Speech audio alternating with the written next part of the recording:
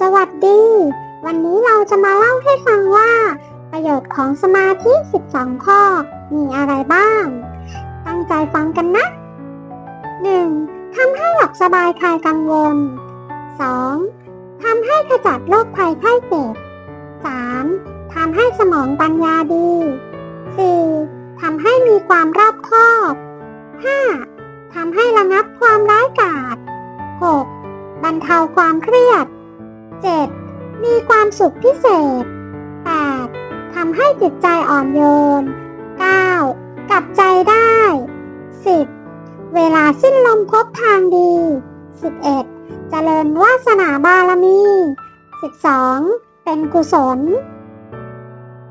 รู้ถึงประโยชน์ของสมาธิ 12 ข้อแล้ว อย่าลืมทำสมาธิกันทุกวันนะ มาทำสมาธิกันเถอะ